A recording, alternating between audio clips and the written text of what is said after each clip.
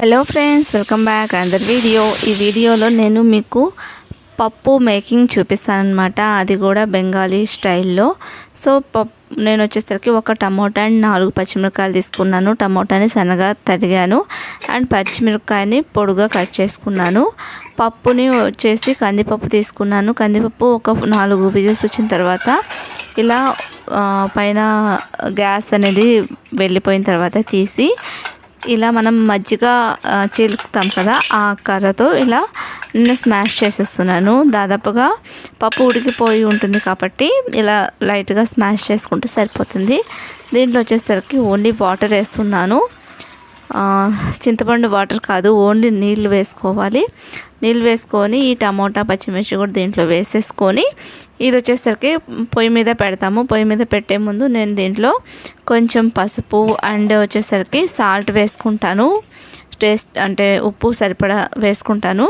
ఇందులో కారం వేయము, అది డిఫరెన్స్. పప్పు చారుకి బెంగాలీ పప్పుకి అది ఒక డిఫరెన్స్ అనమాట. సో దీన్ని నేను వచ్చేసరికి పొయ్యి మీద పెట్టేసుకున్నాను. పొయ్యి మీద పెట్టేసుకొని మీడియం ఫ్లేమ్లో ఒక 10 మినిట్స్ బాగా కుక్ చేసుకోవాలన్నమాట. మొత్తం వచ్చేసరికి మనకి పప్పు అనేది మరగాలి. ఆ స్టేజ్లో ఉన్నప్పుడు చూడండి మరుగుతుంది కదా, ఈ స్టేజ్లో ఉన్నప్పుడు మనం తాలింపు వేసుకోవాలన్నమాట. ఓకేనా? సో తాలింపు కూడా కొంచెం డిఫరెంట్గా ఉంటుంది పప్పు చారుకి అండ్ ఈ బెంగాలీ పప్పుకి. సో అదేంటో చూపిస్తాను. చిన్న కడాయి పక్కన వచ్చేసరికి నేను చిన్న కడాయి పెట్టేసి స్టవ్ మీద కొద్దిగా ఆయిల్ అనేది వేస్తున్నాను. ఆయిల్ వేసి మామూలుగా మనం వచ్చేసి పప్పుచారు చేయాలి అంటే తిరగమాత గింజలు వేసుకుంటాం కదా, కానీ ఈ బెంగాలీ పప్పు చేయాలి అంటే తిరగమాత గింజల ప్లేస్లో జీలకర్ర వేసుకోవాలి. ఓకేనా? అది డిఫరెన్సు. మిగతాది ఇంచుమించు సమానంగానే ఉంటుంది. మనం వచ్చేసరికి దీంట్లో జస్ట్ వాటర్ వేస్తాము. పప్పుచారులో అయితే చింతపండు నీళ్ళు పోసేవాళ్ళం. ఓకేనా? అండ్ వచ్చేసరికి దీంట్లో జీలకర్ర వేస్తున్నాము తాలింపులో. పప్పుచారులో అయితే తిరగమాత గింజలు వేసేవాళ్ళం. తర్వాత దీంట్లో వచ్చేసరికి కొత్తిమీర ఉంటే వేస్తాం, లేదంటే ఆప్షనల్. పప్పుచారులో కరివేపాకు వేస్తాం, దీంట్లో కరివేపాకు వేసుకోము. ఓకేనా? తర్వాత వచ్చేసరికి పప్పుచారు తాలింపు వేసేటప్పుడు ఒక 2 రెబ్బలు చిన్నులపాయలు దంచి వేస్తాం కదా మనం స్మెల్ కోసం, దీంట్లో అది వేసుకోము. 4 ఎండుమిర్చిని తీసుకొని ఈ మధ్యలో నుంచి తుంచి ఇలా వేసుకోవాలి. ఇంకొక డిఫరెన్స్ ఏందబ్బా, ఇంకొక డిఫరెన్స్ వచ్చేసరికి మర్చిపోయాను. కారం. ఎస్, బెంగాలీ పప్పులో మనం కారం వేయము. కావాలి అంటే కొంచెం స్పైసీగా కొంచెం ఘాటుగా కావాలి అంటే ఇంకొక 2 పచ్చిమిర్చిని ఎక్స్ట్రా వేసుకోవాలి.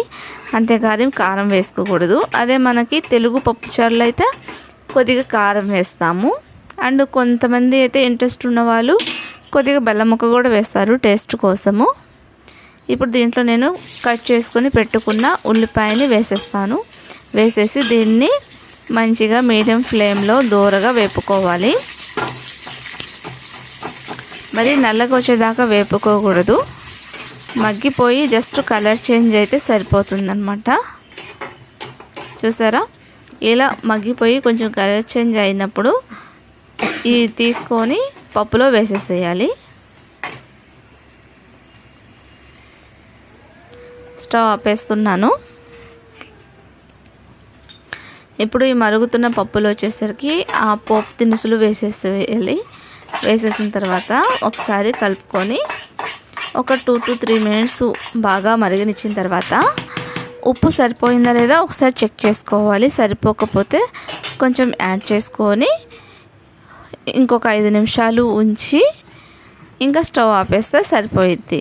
ఎంతో టేస్టీగా ఉండే బెంగాలీ పప్పు రెడీ అన్నమాట. సో దీన్ని బెంగాలీలో దాల్ అంటారు.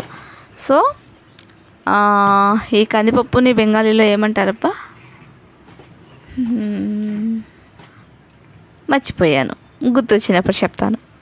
ఓకే ఫ్రెండ్స్, మీకు కనుక ఈ రెసిపీ నచ్చినట్లయితే ఒకసారి ట్రై చేయండి. ట్రై చేసి డెఫినెట్గా